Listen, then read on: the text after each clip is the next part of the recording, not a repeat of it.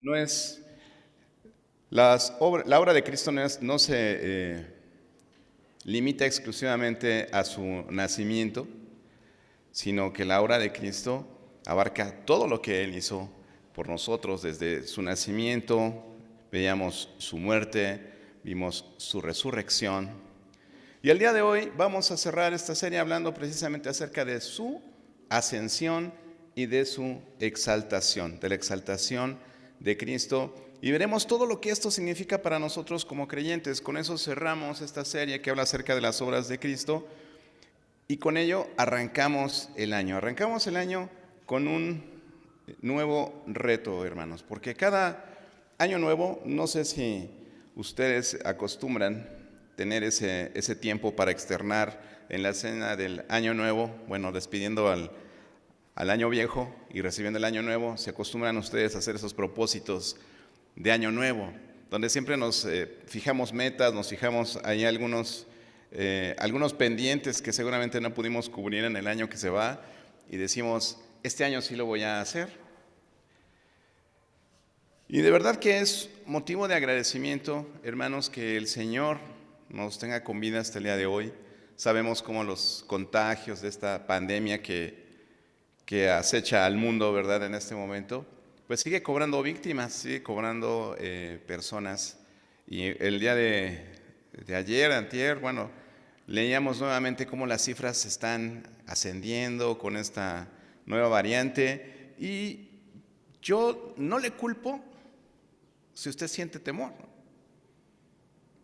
porque obviamente el dolor es una sensación que no es agradable. La enfermedad no es agradable. El pensar que me voy a morir tampoco es agradable. Pero ¿en dónde tenemos puesta nosotros nuestra esperanza, hermanos? ¿En dónde tenemos puesta nuestra esperanza? Dice en 1 Tesalonicenses 4, si usted recuerda, el apóstol Pablo le escribe a la iglesia de Tesalónica, dice, pero no estén tristes como los que no tienen esperanza. Yo sé que hoy tú puedes traer una carga, puedes traer una preocupación, un problema, tantas cosas que nos toca vivir en este mundo caído y que precisamente por el tema del pecado sabemos que hay sufrimiento, que hay guerras, que hay enfermedades. No son cosas que Dios hace. Pero hoy estamos hablando a un grupo de sobrevivientes, hermanos. Yo nos veo así. En algún momento que teníamos alguna predicación durante el año, no recuerdo si este o el pasado, hablábamos de las cifras y lo representativo que eran las cifras para nosotros como estadística. ¿Qué porcentaje nosotros representábamos de ese total que se está enfermando o de ese total que está falleciendo? Y hacíamos las cuentas y decíamos, eso nos habla de que a lo mejor 2 personas de aquí podrían enfermar y podrían morir. ¿Y qué tan preparados estamos realmente para ese evento? ¿Qué tan preparados estamos realmente? El Señor Jesús, como veíamos cuando hablamos acerca de su muerte, Él estaba preparado porque lo estaba preparando, pero aún en los últimos momentos, Él dijo esa frase célebre que nosotros usamos para decir, tenemos que buscar la voluntad de Dios, que la voluntad de Dios se haga y no la nuestra, como el mismo Señor Jesús dijo en ese momento de sufrimiento, en esa disyuntiva de voy a sufrir. Si puede pasar esta copa de mí, que pase, y si no, que se haga tu voluntad. Entonces, ¿cómo estamos nosotros preparados en cuanto a ese evento que definitivamente vamos a gustar un día, si es que el Señor no viene antes? ¿Cómo estamos preparados en cuanto a ello? ¿Realmente nuestra confianza está en nuestra salvación? ¿Realmente tenemos esa certeza? ¿O ves las cifras y te entra el pánico? Y te entra la psicosis. Y ahora que están creciendo los contagios, probablemente tengamos que cerrar nuevamente la iglesia. Probablemente. Y van a decir, bueno, el pastor acaba de avisar que ya no va a haber Zoom y vamos a cerrar la iglesia otra vez y vamos a volver al Zoom. Probablemente. Pero esto nos tocó vivir. Y por ello, cuando nosotros centramos nuestra predicación en el Evangelio de nuestro Señor Jesucristo, No podemos limitarlo únicamente a su nacimiento, ni a su muerte, ni a su resurrección. Tenemos que hablar de la obra de Cristo en general. Hemos estado hablando de este pasaje que está en 1 Corintios 15, donde el apóstol Pablo nos describe qué es el Evangelio. Que Cristo murió por nuestros pecados, importantísima partícula. Cristo murió por nuestros pecados conforme a las Escrituras y resucitó al tercer día conforme a las Escrituras. Pero lo que podemos decir respecto a la exaltación final de Cristo no es solamente su resurrección, sino podemos hablar de 3 eventos que son realmente muy contiguos. Es su resurrección, su ascensión y su exaltación. ¿Y qué es lo que todo esto trae a nuestras vidas? Y el día de hoy yo quiero que tú te animes con esta palabra que vamos a leer. Porque sí, en el mundo tendremos aflicción, pero el Señor nos dijo, confiad, yo he vencido al mundo. Y el mundo incluye el COVID, y el mundo incluye las crisis económicas, la cuesta de enero, la de febrero, la de marzo, y todo lo vemos en cuesta, ¿no? Realmente ya no hay un mes que sea una cuesta. Pero justo hoy lo que vamos a revisar precisamente es la exaltación de Cristo, y que a través de ello nosotros podamos recibir ánimo para iniciar este año con esa fe, con esa confianza en la obra de nuestro Señor Jesús. Y que confiando en Él podamos tener una vida de gozo, podamos tener una vida de paz, a pesar de las circunstancias que nos rodean. Vaya conmigo por favor al pasaje que está en Marcos.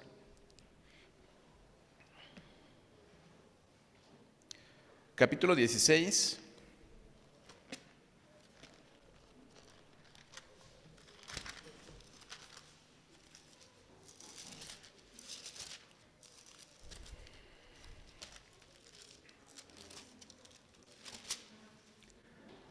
Marcos capítulo 16, versículos 19 y 20. Dice así: y el Señor, después que les habló, fue recibido arriba en el cielo y se sentó a la diestra de Dios. Y ellos saliendo, predicaron en todas partes, ayudándoles el Señor y confirmando la palabra con las señales que la seguían. Amén. Y dice en el pasaje paralelo en Lucas, vaya por favor a Lucas 24, versículos 50 al 53.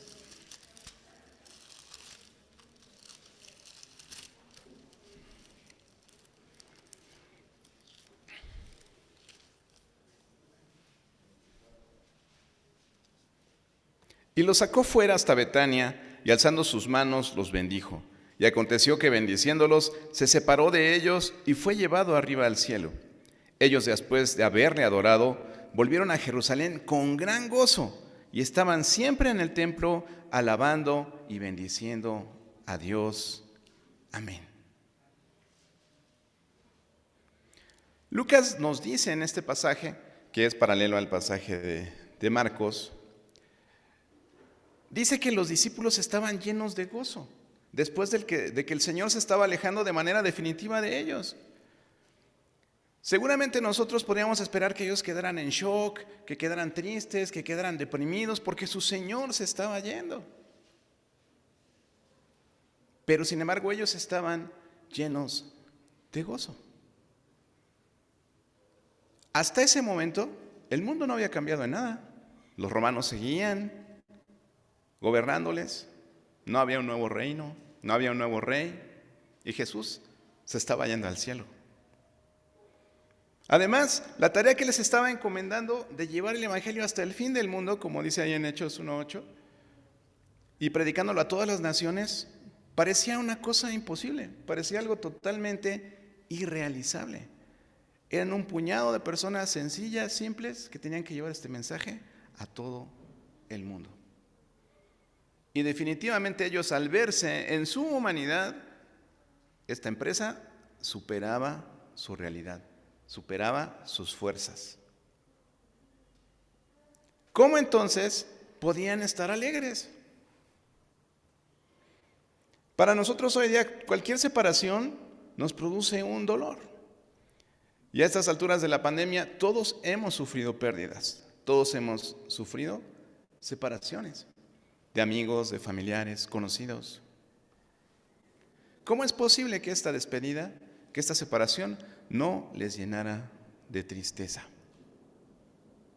Precisamente busquemos entenderlo a través de lo que la palabra de Dios dice. Evidentemente, por más que se estaban separando de su Señor, ellos no se sentían abandonados. Tampoco creían que Jesús se hubiera ido de ellos de una manera total, definitiva, y se hubiera ido a un cielo al que ellos no tendrían acceso, o que era un lugar demasiado lejano. ¿Por qué? Porque el Señor, cuando les da su comisión, les dice que iba a estar con ellos, ¿hasta cuándo? Hasta el fin del mundo. Entonces ellos estaban seguros de la presencia de Jesús en sus vidas. Él se los garantizó. Dijo, yo estoy con vosotros todos los días hasta el fin del mundo, en Mateo 28:20.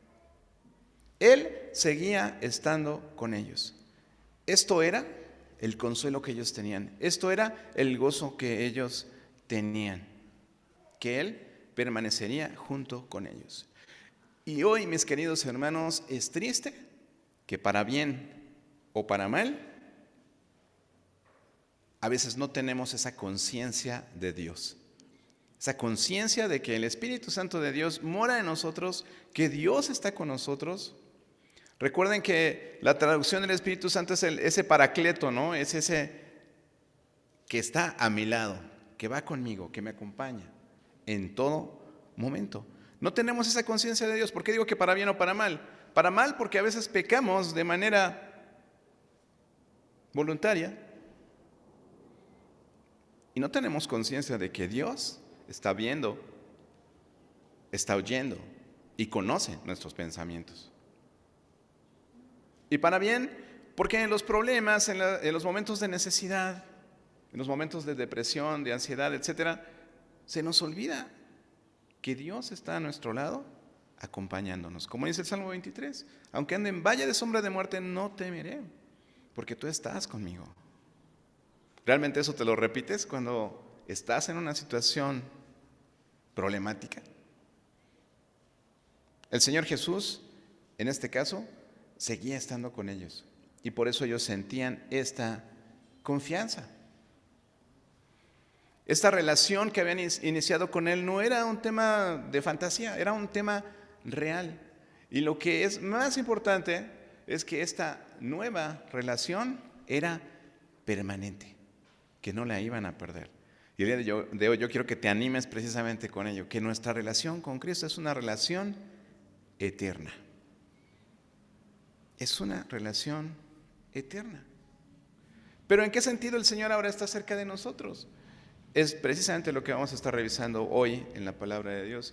Y cuando dice Marcos, y el Señor fue recibido arriba en el cielo y se sentó a la diestra de Dios, describe dos eventos. Uno, que fue recibido en el cielo, esto es, que ascendió. Y el hecho de que se sentó a la diestra de Dios habla de su exaltación. Por ello no podemos hablar solamente de la ascensión sin considerar lo que representa la culminación de la obra de Cristo, de sentarse a la diestra del Padre. ¿Por qué Cristo no se quedó parado? Porque ya no había más que hacer. Se sentó porque la obra estaba terminada hasta ese momento. El propósito por el cual Él vino a la tierra y se encarnó, que fue con lo que empezamos esta serie, ¿verdad? Hablamos de la encarnación de Cristo. Más allá de hablar del nacimiento de Cristo, hablamos de su encarnación. Entonces, Él había terminado su misión en la tierra. Quiero que vayas conmigo a Efesios capítulo 1 y leamos el versículo 20 y 21.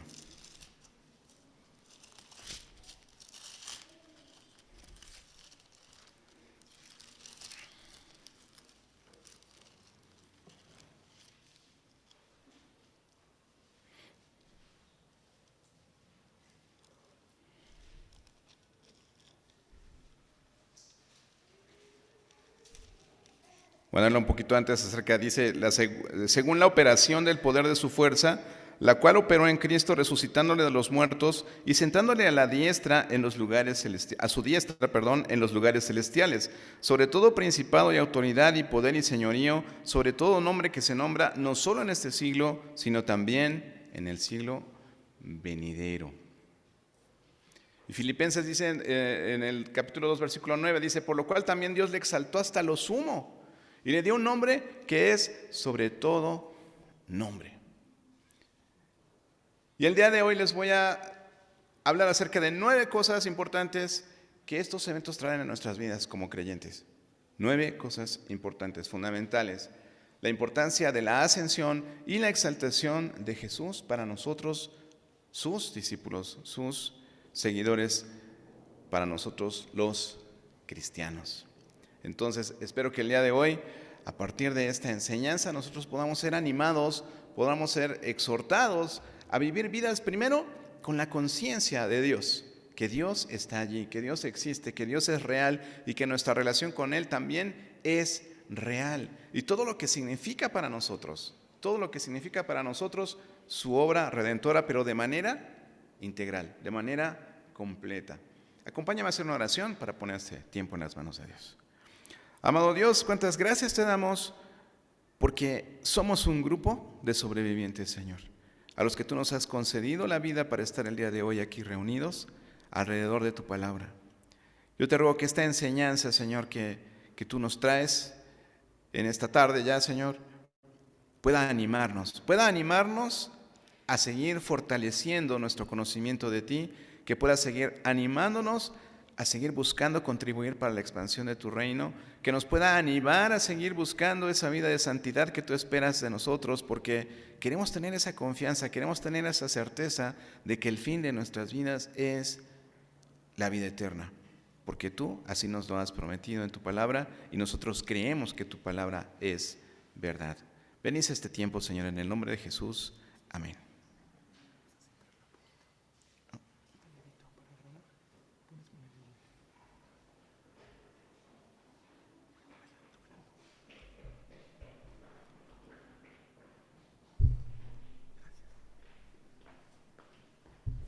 Muy bien. En primer lugar, vamos a ver que su ascensión nos deja evidencia de que su ministerio terrenal, esa misión que Jesús traía a la tierra, fue aceptada. ¿Sí? Que fue aceptada, que lo que hizo realmente fue tomado como lo que él tenía que venir a hacer. Es importante mencionar que sin la ascensión y la exaltación de Cristo al cielo, no podríamos afirmar que nuestra relación está completada. Esta expresión que vemos en Marcos de fue recibido arriba en el cielo, en otras versiones es traducido como fue llevado al cielo.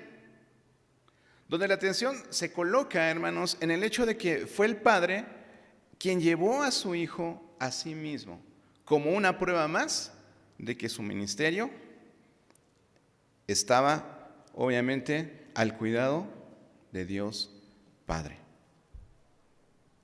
Así como cuando en su bautismo y en la transfiguración se oyó esa voz del cielo que decía, este es mi Hijo amado en quien tengo complacencia, de la misma forma, Cristo fue exaltado, el Padre llevándolo al cielo, como vencedor absoluto. Recuerdan lo que estudiamos con su muerte, ¿verdad? Venció a Satanás, venció la muerte y lo colocó, ¿en dónde? En el centro de toda gloria y de toda adoración. Jesús es el objeto de nuestra adoración, sin que se interprete esto como que estoy diciendo que es un objeto, ¿verdad? Pero Él es donde nosotros tenemos que centrar nuestra confianza. La Escritura nos dice que una vez que el Señor Jesús realizó esa purificación de nuestros pecados por medio de sí mismo, como lo dice el Evangelio, se sentó a la diestra de la majestad en las alturas, como dice en Hebreos 1:3, y es precisamente, como les decía, el hecho de que Él se sentara que daba por concluida esta obra. Entonces, su obra es completamente aceptada por el Padre. Es el primer punto que podemos resaltar acerca de su ascensión. Como segundo punto, que también es muy relevante, es que su ascensión al cielo permitió que descendiera ¿quién? El Espíritu Santo sobre la iglesia. Él mismo lo dijo. Antes de su muerte, ¿qué fue lo que prometió? que no dejaría huérfanos a sus discípulos, sino que les mandaría un consolador. Dice, el Espíritu Santo, quien había de sustituir a Cristo en la tierra. Pero esto dependía de que Jesús subiera al cielo, de que Jesús regresara al cielo. Si quiere verlo ahí en Juan 16:7, buscarlo ahí en su Biblia, dice, pero yo os digo la verdad, os conviene que yo me vaya, porque si no me fuere, el Consolador no vendría a vosotros, mas si me fuere, os lo enviaré. Por lo tanto, el hecho de que el Espíritu Santo descendiera en el día de Pentecostés es una evidencia más de que Jesús realmente ascendió al cielo. Y así lo interpretaron los apóstoles. En Hechos 2, 32 y 33, dice, este Jesús resucitó Dios, de lo cual nosotros somos testigos, decía Pedro. Así que, exaltado por la diestra de Dios y habiendo recibido del Padre la promesa del Espíritu Santo, ha derramado esto que vosotros veis y oís. El milagro allí en Pentecostés. La venida del Espíritu Santo a los corazones de los creyentes para terminar la obra de la redención de Cristo es una evidencia más de los beneficios que trae a nuestras vidas el hecho de que Jesús haya ascendido. Le recuerdo ese pasaje que está en Efesios 3:17, dice, para que por la fe habite en vuestros corazones, ¿no? Para que habite Cristo por la fe en vuestros corazones. ¿Cómo? Como el Consolador, como ese sustituto de Cristo en la tierra, que es el Espíritu Santo. Entonces, la ascensión de Cristo permitió que el Espíritu Santo descendiera sobre la iglesia. Como tercer punto, la ascensión de Cristo implica precisamente la exaltación de Cristo como príncipe y salvador, además. Por medio de su resurrección, así como por la ascensión y esta exaltación de la que estamos hablando, sucedió algo interesante, porque Dios viene a anular ese veredicto que había proferido el Sanedrín. ¿Se acuerdan del Sanedrín, no? Que fue quien finalmente lo condenó, que era una asamblea de 71 hombres, 71 ancianos de los judíos, eran el sumo sacerdote y 70 judíos, digamos, prominentes, ¿no?, de la sociedad judía, y ellos hacían la función de juez, sobre el pueblo. Ellos habían condenado al Mesías, ellos decidieron que Cristo fuera clavado en una cruz, en vez de que fuera Barrabás, ¿no? Dijeron, suéltanos a Barrabás, en vez de a Jesús. Lee conmigo, por favor, lo que dice en Hechos 3, versículos 13 al 15.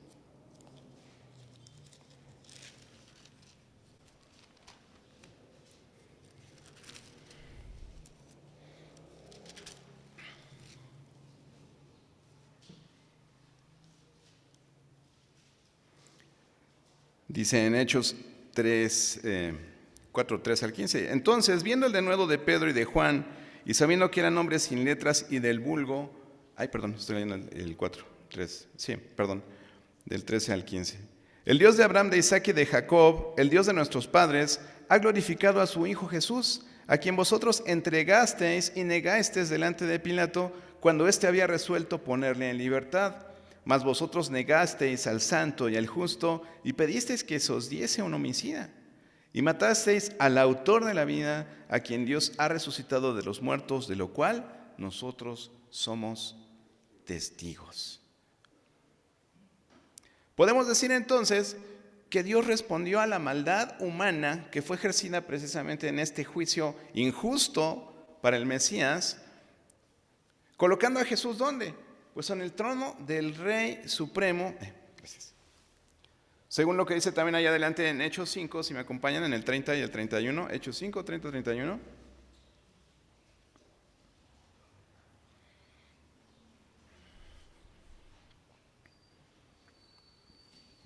Dice, el Dios de nuestros padres levantó a Jesús, a quien vosotros matasteis colgándole de un madero. A este, ojo, Dios ha exaltado con su diestra por príncipe y salvador, para dar a Israel arrepentimiento y perdón de pecados.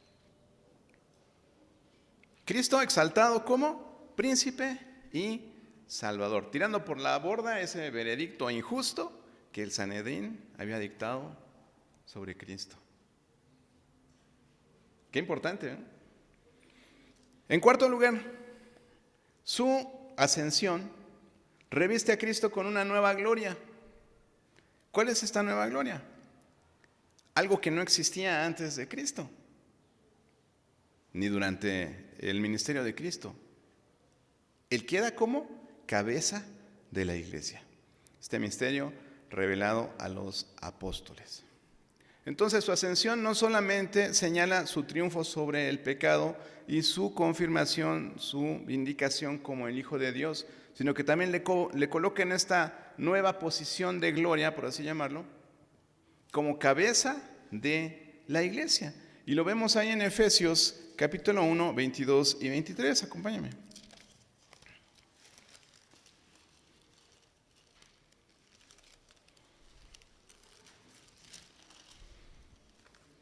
Efesios 1, 22 y 23.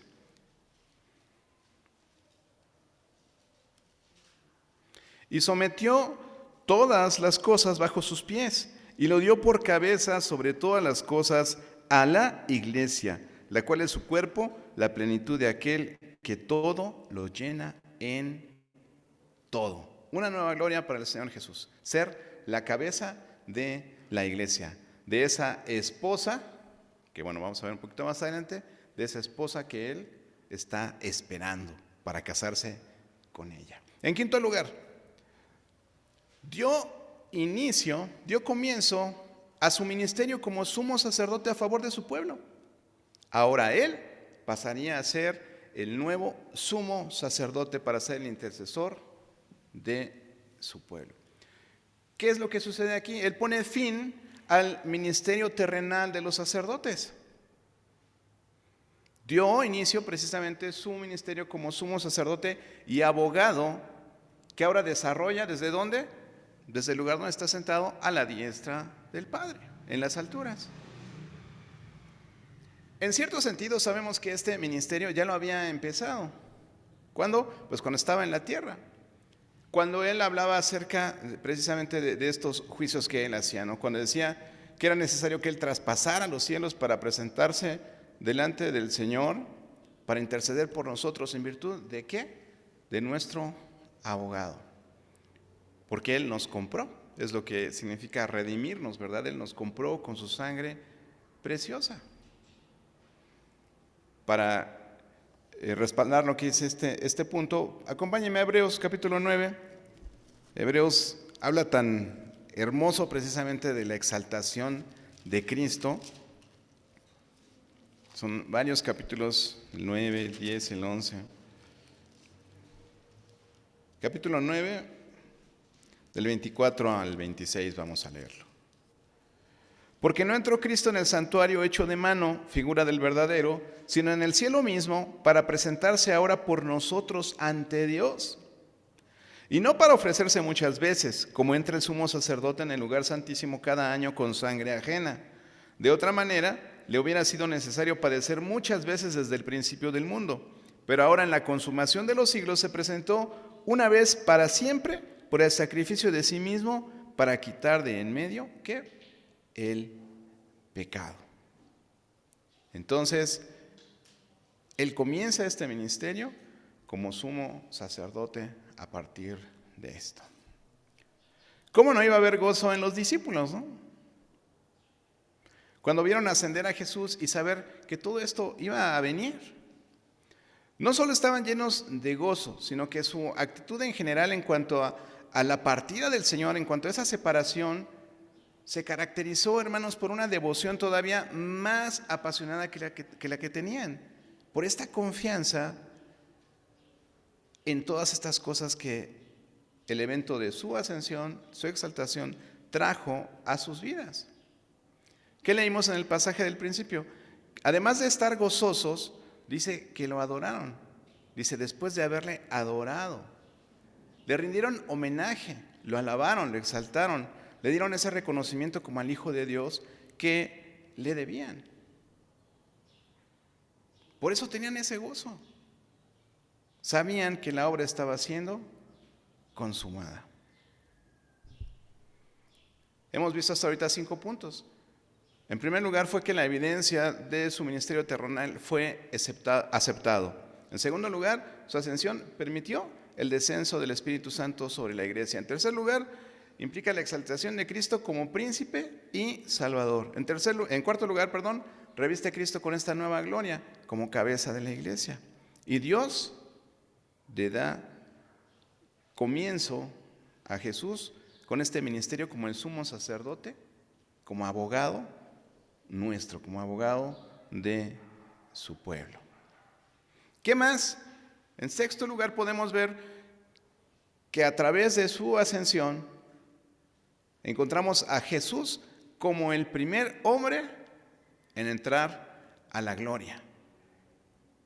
Pero hermano Hugo, Él es Dios, ¿sí? Pero Él se encarnó en un ser humano y ese mismo ser humano que vimos en su resurrección y que resucitó físicamente, ese mismo ser humano, siendo Cristo 100% hombre y 100% Dios, entró a la gloria, entró a la presencia de Dios como ser humano. Entendemos esto desde la encarnación, que Jesús no solamente es Dios, sino también es hombre al 100%, dice en Juan 1:14, y ese verbo se hizo carne, y como tal fue entronado, fue puesto en el trono de la majestad. Y esto realmente está lleno de significado para nosotros, porque Él es nuestro ejemplo en todo. Y ahora está en la gloria, se nos adelantó, ¿verdad?, a la presencia de Dios. Hay un hombre en la gloria y ese es Jesús, Jesús de Nazaret. Y por ello sabemos que Él va a retener su humanidad por siempre, hasta el final de los tiempos Él va a seguir siendo hombre. Hay un hombre en la gloria. Y eso también lo podemos ver en Hebreos. Ya que estamos ahí en Hebreos, vaya atrásito al capítulo 2, versículo 9. No, permítame. No es 2.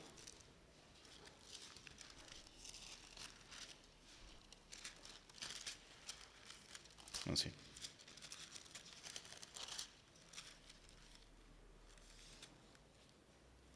Pero vemos a aquel que fue hecho un poco menor que los ángeles, a Jesús, coronado de gloria y de honra a causa del padecimiento de la muerte, para que por la gracia de Dios gustare la muerte por todos, una sola vez. En séptimo lugar, vemos que Cristo está ahora con su pueblo y lo defiende. Como les decía, ahora es nuestro abogado. Y vemos ahí en Mateo 28:20, si quiere buscarlo por favor. Dice, aquí yo estoy con vosotros todos los días hasta el fin del mundo. Es el final de la gran comisión, pero siempre me gusta que hagamos también hincapié. La gran comisión encerrada en 2 partículas bien importantes, porque en primer lugar les dice en el versículo 18, la segunda parte, dice, toda potestad me es dada en el cielo y en la tierra. Les está diciendo, todo esto está bajo mi autoridad. Por lo tanto, ustedes no tengan miedo, no tienen por qué tener miedo. Vayan y prediquen el evangelio a toda criatura, bautícenlas y enséñenles a obedecer. Y al final les dice, y aquí yo estoy con ustedes hasta el fin del mundo. ¿Quién es tu Señor? ¿Quién es tu Salvador? ¿Quién es este príncipe Salvador? Es Jesús, que tiene toda la autoridad sobre todas las cosas y que además nos dice, si eres su discípulo, que Él está contigo hasta el fin del mundo. Así es. Así es. El octavo punto. Jesús, hablando acerca de su iglesia como su novia, esta analogía que nos hace también el apóstol Pablo, ¿verdad? Jesús nos espera cual novio que espera a la novia. Muchas veces decimos, qué padre que ya va a ser el arrebatamiento y ya vamos a ser arrebatados con el Señor en las nubes y vamos a estar en su presencia. Pero si usted recuerda cuando estudiamos los tiempos finales, los tiempos futuros, nosotros vamos a un juicio también, ¿sí? Vamos al tribunal de Cristo. Claro, después vienen las bodas del Cordero, qué lindo, qué hermoso. Pero nuestras obras también como creyentes van a ser pasadas por fuego. No para salvación, pero sí para premiación. Y qué padre va a ser que estemos allí para recibir coronas, ¿verdad? Amén. Entonces, Él nos espera allí, ¿cuál? Su novia. Entonces, la ascensión de Cristo, esta glorificación de la que estamos hablando, está muy relacionada con su regreso para recoger a su pueblo, a su iglesia. Ese fue el mensaje de los ángeles que estuvieron presentes en el momento que Él subía al cielo, en Hechos 1:11, cuando dice: varones galileos, ¿por qué estáis mirando al cielo? Este mismo Jesús que ha sido tomado de vosotros al cielo, así vendrá como le habéis visto ir al cielo. Y hermanos, esa es nuestra esperanza. Así como lo vieron subir, Él va a regresar. Es nuestra esperanza, el retorno de Cristo. Eso es lo que a ellos los llenó de ánimo, lo que a ellos los llenó de gozo, y es lo que yo te invito a que te ayude a empezar este año con todo el ánimo, con todas las ganas de conocer más a tu Dios, de entregarte más a tu Salvador y decirle: Señor, aquí estoy, ¿qué sigue? El último punto que vamos a revisar el día de hoy es que Jesús además espera el momento para ejercer su juicio sobre este mundo, para juzgar al mundo. ¿Sí? Así es. No va a significar lo mismo para todas las personas el regreso de Cristo. Para nosotros, que creemos en Él, obviamente eso significa el completarse nuestra redención. Pero ¿qué pasa con los que lo han rechazado? Para ellos implica juicio, para ellos implica castigo. Salmo 110:1 dice: Jehová dijo a mi Señor: siéntate a mi diestra hasta que ponga a tus enemigos por estrado de tus pies. Y lo dice la Escritura, que el que se constituye amigo del mundo, entonces pasa a ser enemigo de Dios. Y Santiago 4:4: oh almas adúlteras, ¿no sabéis que la amistad del mundo es enemistad contra Dios? Cualquiera que quiera ser amigo del mundo se constituye enemigo de Dios. Es donde está. Hebreos 10:12-13: Cristo, habiendo ofrecido una vez para siempre un solo sacrificio por los pecados, se ha sentado a la diestra de Dios, de ahí en adelante esperando hasta que sus enemigos sean puestos por estrado de sus pies. Y a Él Dios Padre le ha dado esa autoridad, esa prerrogativa divina de ejecutar ese juicio. Juan 5:27 dice: y también le dio la autoridad de hacer juicio por cuanto es el Hijo del Hombre. ¿Con qué pasaje empezamos hoy? El de Marcos 16, 19 al 20.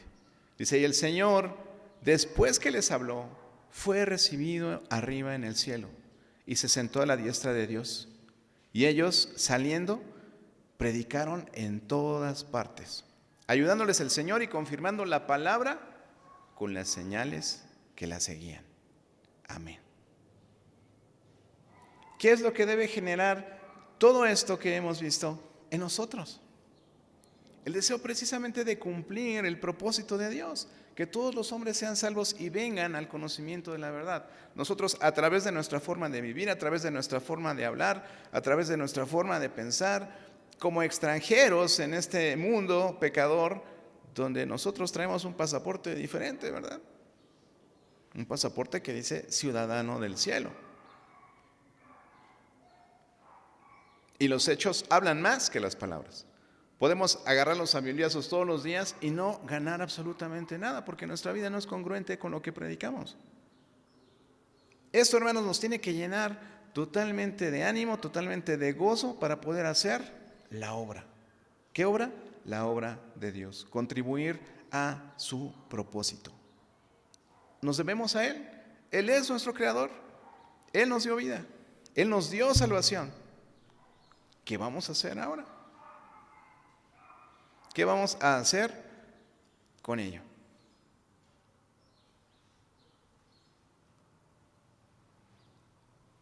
Mi oración Mi oración cuando preparaba este mensaje es que nosotros podamos continuar esa obra, ¿verdad?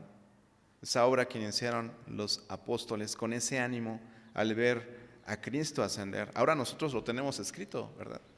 Sabemos que Cristo ascendió, que Cristo fue exaltado y que todas estas cosas que estudiamos hoy han sucedido en beneficio nuestro.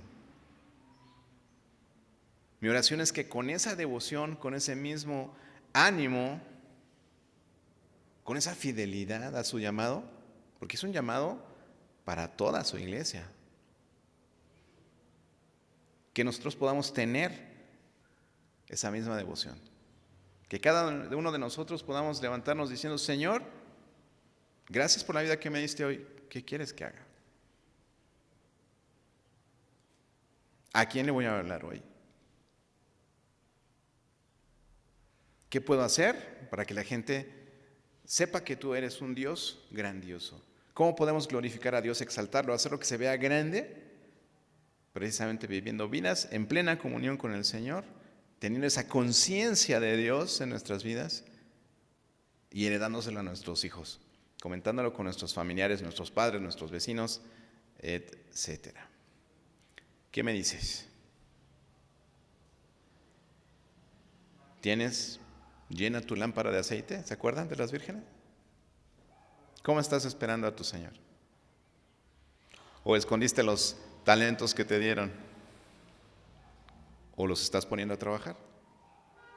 Tanta enseñanza, hermanos, que lo único que nos tiene que llevar es a entender que somos de Cristo, que Él nos compró, que ya no nos pertenecemos a nosotros mismos y que somos instrumentos en sus manos para hacer llegar su mensaje al resto del mundo.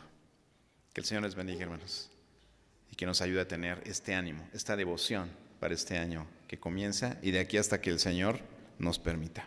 Pónganse de pie, vamos a hacer una oración.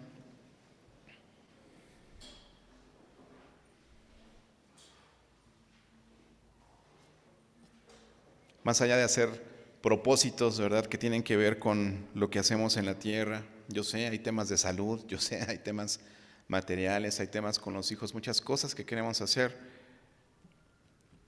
Pero si el Señor no edifica la casa, en vano trabajan los que la edifican. Entonces, busquemos el reino de Dios y su justicia, y el Señor nos va a añadir lo que necesitamos. Amén. Vamos a orar. Padre Celestial, cuántas gracias te damos por este tiempo a la luz de tu palabra. Gracias. Gracias porque, Señor, tú nos amaste primero y por eso hoy nosotros estamos delante de ti diciéndote: te amamos porque tú resucitaste a Cristo, porque tú lo llamaste a tu presencia y porque tú le exaltaste hasta lo sumo y ahora Él está a tu lado intercediendo por nosotros, Señor. Gracias, Padre. Gracias por este nuevo año que comienza. Gracias por el ánimo que nos da tu palabra, Señor, al saber que nuestra redención fue completa en Cristo y que no tenemos que hacer nada porque Él ya hizo la obra. Ayúdanos, Señor, a entender que tú estás en nuestras vidas, que tu Espíritu Santo nos motiva a hacer lo que tú quieres que nosotros hagamos y que a través de ello, Padre, te estamos dando gloria con nuestras vidas. Gracias, Padre, por cada una de las familias que están representadas el día de hoy aquí. Bendícelas, suple, Señor, para cada necesidad y permítenos iniciar este año alabando tu nombre y glorificándote por esta grandiosa obra que tú terminaste en Cristo, Señor. Alabamos tu nombre, te bendecimos en el nombre de Jesús. Amén. Permanezcan de pie, hermanos. El día de hoy vamos a tener nuestra Santa Cena. Permanezcan de pie todos aquellos que la van a tomar, por favor, y los que no la van a tomar, permanezcan sentados para que les podamos identificar y les proporcionemos los elementos. ¿Me ayudas, hermano Manuel y hermano Uriel? Sí, gracias.